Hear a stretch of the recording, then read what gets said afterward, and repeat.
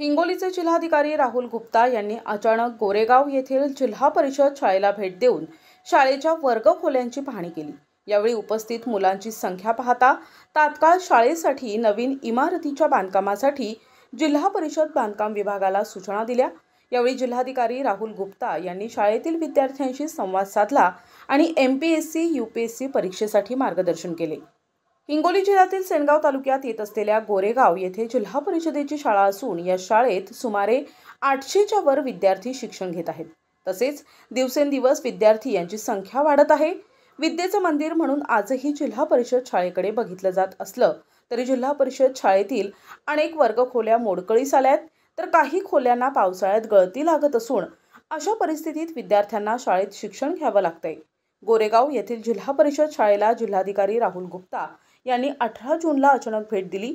यावेळी त्यांनी शाळेतील अपुऱ्या वर्गखोल्या तसेच मोडकळीस आलेल्या वर्गखोल्या यांची पाहणी करून विद्यार्थ्यांसाठी नवीन इमारतीच्या बांधकामासाठी जिल्हा परिषद बांधकाम विभागाच्या अधिकाऱ्यांना वर्गखोल्या बांधकामासाठी सूचना दिल्या आणि शाळेतील विद्यार्थ्यांशी संवाद साधत मार्गदर्शन केले। यावेळी शालेय व्यवस्थापन समिती अध्यक्ष सदस्य, गावातील पालक, तंटामुक्ती अध्यक्ष अमोल खिल्लारी, डॉक्टर रवी पाटील यांनी शाळेतील वर्गखोल्या नवीन इमारतीच्या बांधकामासाठी जिल्हाधिकारी यांना सूचना दिल्याबद्दल त्यांचा सत्कार करण्यात आला। यावेळी शाळेतील मुख्याध्यापक, शिक्षक उपस्थित होते। पहिली शाळाची विजिट आहे। गोरेगाव शाळा एक मोठी शाळा असल्यामुळे मला त्या शाळामध्ये विजिट आपण आज सुरुवात केली आणि त्यानंतर आता आम्ही या ठिकाणी आज SMCची पण बैठक चालू होती। मग त्यामुळे आम्ही त्यांचे पण प्रश्न वगैरे विचारले, त्यांचे आकृतीबंध कसे आहे, त्याच्यानंतर त्यांचा आता शिक्षक किती आहे, त्यामध्ये मुलं किती आहे, आता क्लासरूमची काय परिस्थिती आहे, काय काय मुलांचं आता पुस्तक वाटप झालं आहे का नाही।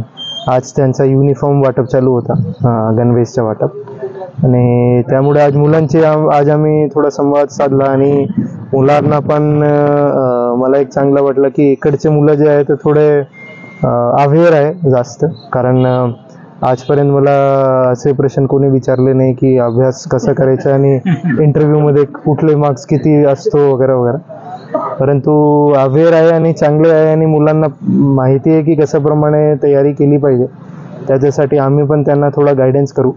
एक आम्ही आता जिल्हा परिषद आणि कलेक्टर ऑफिस यांच्यामार्फत आता आम्ही एक कार्यक्रम राबवणार आहे, ज्याच्यामध्ये आम्ही मुलांना शिष्यवृत्ती आणि वेगवेगळे जे एक्झाम असतो त्यांच्यासाठी आम्ही त्यांना तयार करून घेणार आहोत। त्याच्यामध्ये आपण त्यांना त्यांचे 4 एक्झाम जे आहे शिष्यवृत्तीचे ते घेणार आहोत।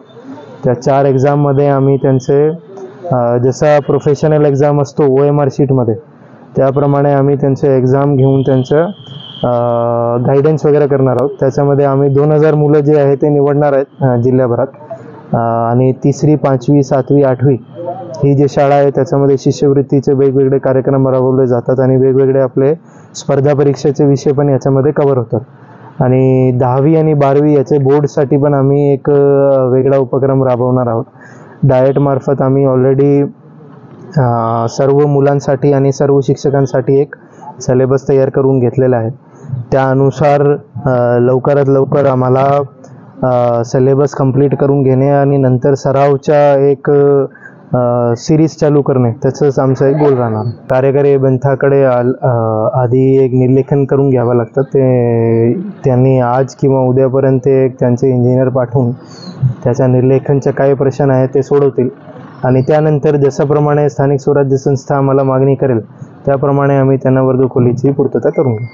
NTV news Marathi, Hingoli.